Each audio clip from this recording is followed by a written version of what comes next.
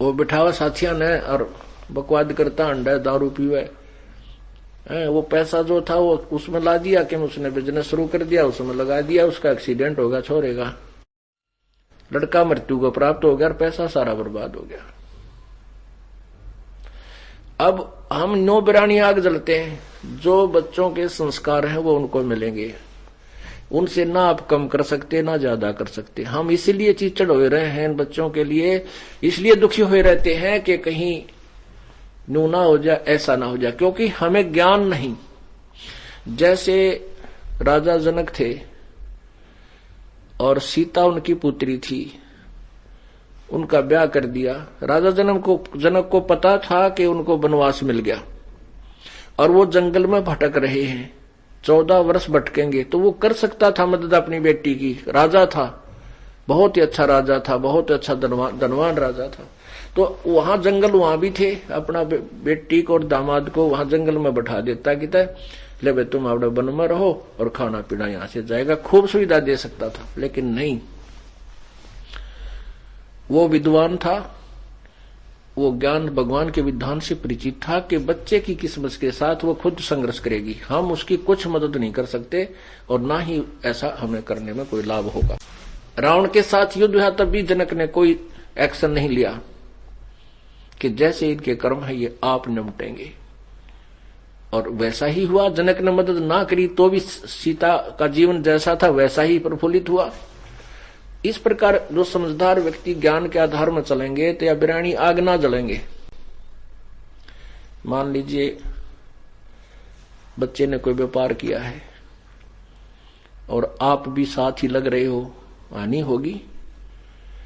तो जब आपको ये ज्ञान होगा कि इसके भाग में ऐसा ही लिखा है तो घना दुख ना होगा, क्योंकि हम जीव हैं, थोड़ा बहुत ठेस तो लगेगी, पर ये ज्ञान फिर उसको मरहम जल्दी कर देगा, मलहम उसका तुरंत लगा देगा, वो दर्द ज्यादा नहीं दुखी करेगा। ये बात याद आवेंगी या बिरानी आ गया भाई काल न ला रखी है, इस ज्ञान से बुझेगी, ज्ञान से नॉर्मल होगी, कम होगी। और जो सत्संग नहीं सुनते हुए रात ने भी मुंह ढक कर रोए, जा क्या होगा बेटा दुखी हो गया, हाय मर गया, नाश हो गया, तो यह आग बिरानी जलेगा। और नाम जिसके पास है भक्ति करेगा, भगवान ने रोआ भी का तो भगवान तुरंत उसको सांत्वना देगा, कहीं ना कहीं से समाधान करके देगा और बचाएगा। फिर कहते हैं कुबद कांचड़ी चढ़ी चित पे तू हो गया मनुष्य नागरे, सूझे नहीं सजन सुख सागरे, बिना प्रेम बैरागरे। या कुबद कांचड़ी चढ़ी चित पे और होया मनुष्य नागरे। ओए होए, एक बहुत बड़ा अधिकारी था,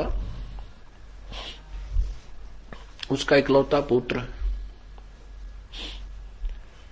उसको बहुत अच्छी तरह शिक्षा देने के लिए उच्च मतलब अच्छे हाई फाई स्कूलों में उसको प्रवेश दिला के पढ़ा रहा था। एक गांव में एक बहन थी, उसका पति मर गया और उसके 15-16 एकड़ जमीन थी, और वो हकीकियों की लड़ाई संघर्ष में मार दिया किसी ऐसे झगड़े पे। तो उसको चिंता होगी थी कहीं तेरे बेटे ने भी ना मार दे, इकलौता पुत्र था उसका भी माई का। वो अपने बेटे को लेकर के अपने पियर में रहने लगी, अगर इसको वहां पाल लूंगी, और वो जमीन दे दी ठेके पे और वहां से अपना सामान ले जाओ, गुजारा कर रही थी।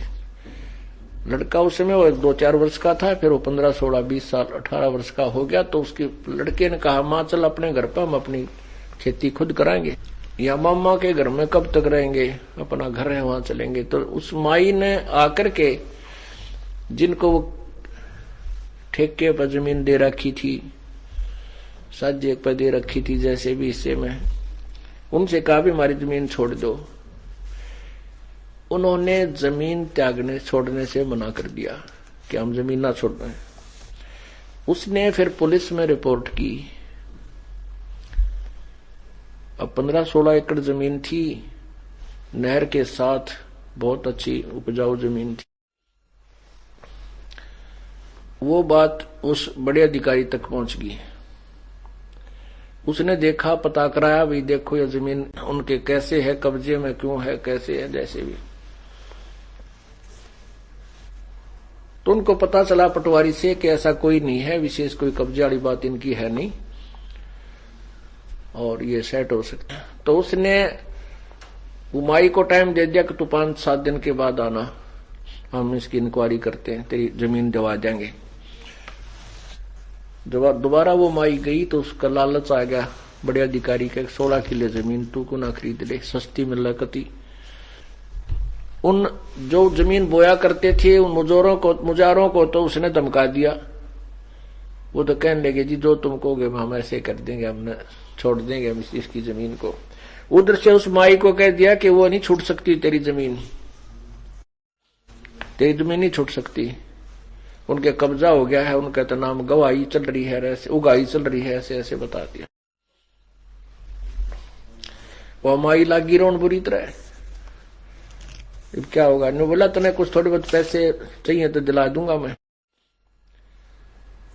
तो वह कई लाखों की जमीन थी, 10-20 हजार में वो माई पे ले ली, उस माई को दे दी, उसके अंगूठे दस्ते करवा के अपने नाम करो, अपने मतलब पत्नी का जैसे भी अपने कब्जे में उसने कर।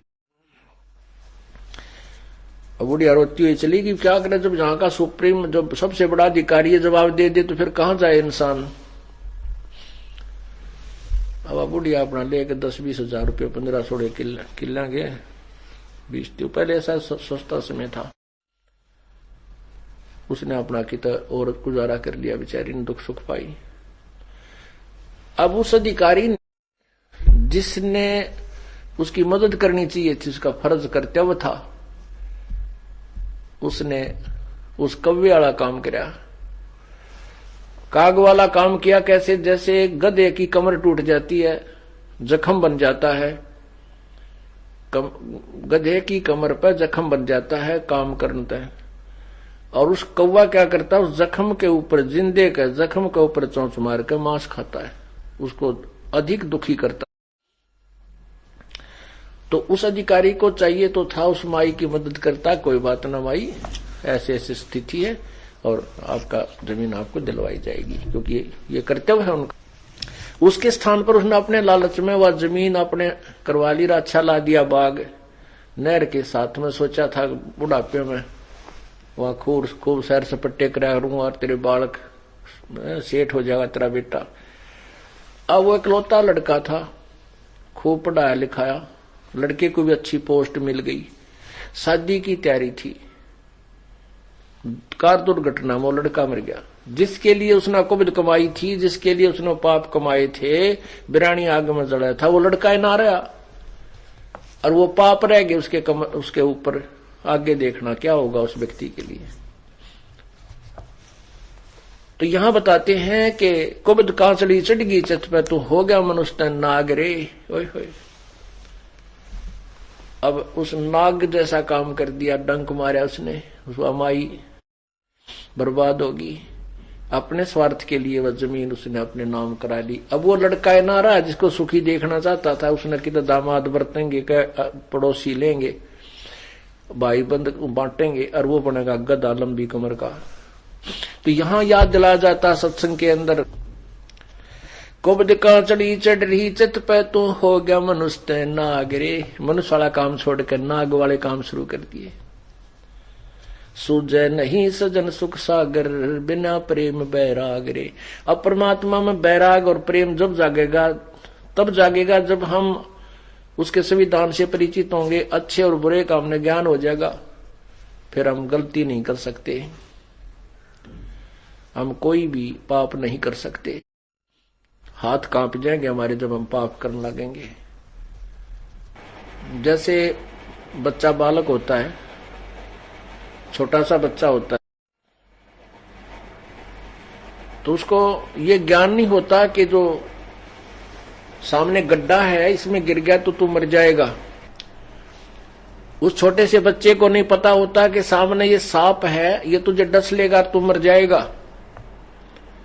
उस छोटे से बच्चे को पता नहीं होता कि सामने एक बिजली का तार नीचे गिरा हुआ है और स्पार्किंग कर रहा है, टूटा हुआ आपस में थोड़ा जोड़ उसके अंदर है, और उसमें आतिशबाजी सी हो रही है, उस बच्चे को नहीं मालूम कि ये तुझे मार डालेगी, उसको एक अच्छी वस्तु समझ के पकड़ लेता है उस तार को और मृत्यु को प्राप्त हो जाता है।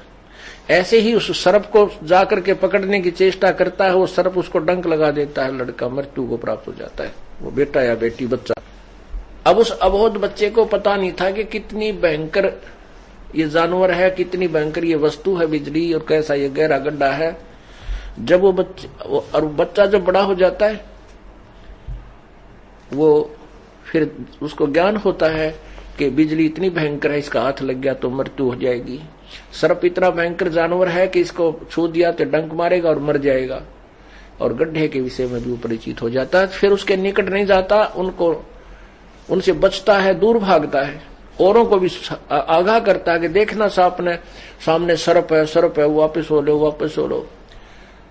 तो पुण्यात्माओं, जब तक हमें तत्व ज्ञान नहीं होगा, भगवान के विषय में जानकारी नहीं होगी, हम उस छोटे से बालक की तरह हैं जिसने कति क्या का ज्ञान को नहीं, किसी विषय में नहीं जानता कि जो कर्म तू करने जा रहा है तुझे कितने भयंकर सिद्ध होंगे, तू तेरी जान के शत्रु बन जाएंगे, तेरे साथ क्या बनेगी, किस योनि में तू जाएगा। और जब हम सियाने हो जाएंगे, तत्व ज्ञान से हमारी बुद्धि विकसित हो जाएगी, फिर हम उस पाप को नहीं कर सकते। जैसे वो सर्प, ये पाप कर्म हमें सर्प दिखाई देंगे। पुण्यात्मा, पृथ्वी पर पाप क्यों बढ़ गया? अज्ञानता के कारण।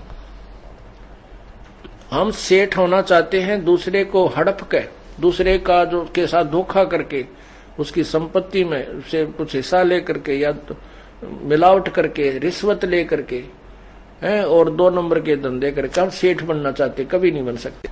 क्योंकि परमात्मा ने हमारे संस्कार पूर्व निर्धारित किए हैं, जो भी हमें मिलना है उसमें कोई परिवर्तन नहीं हो सकता। कब तक?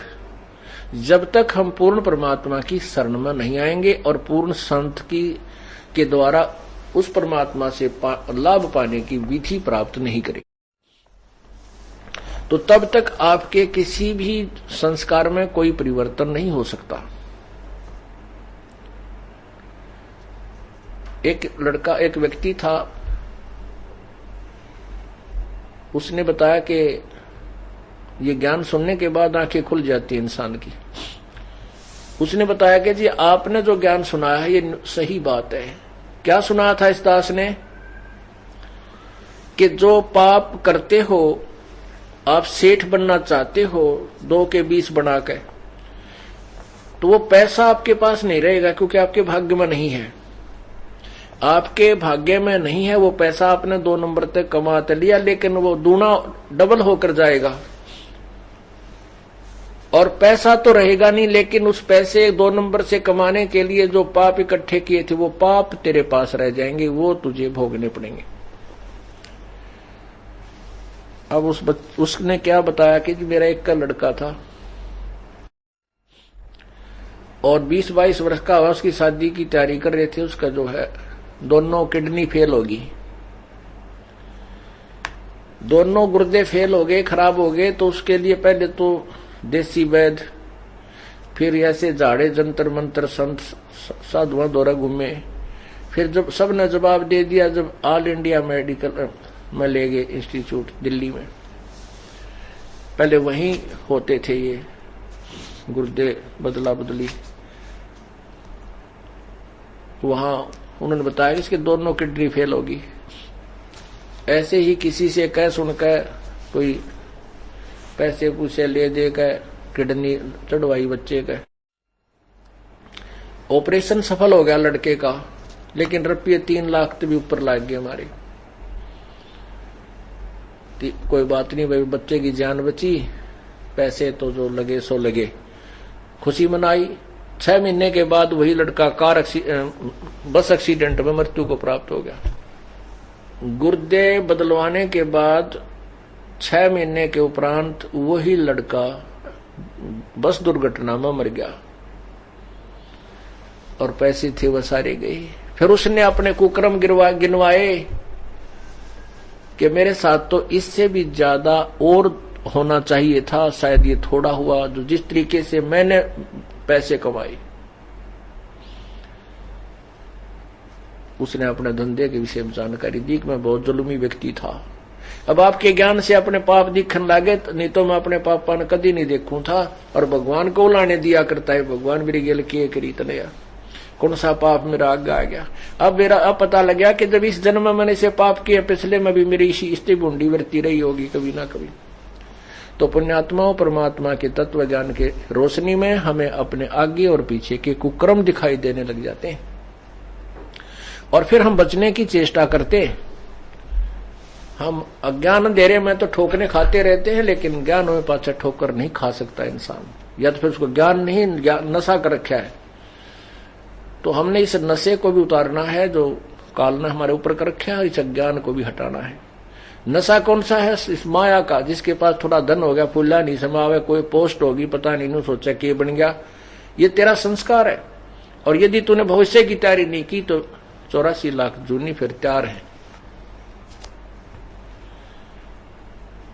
अब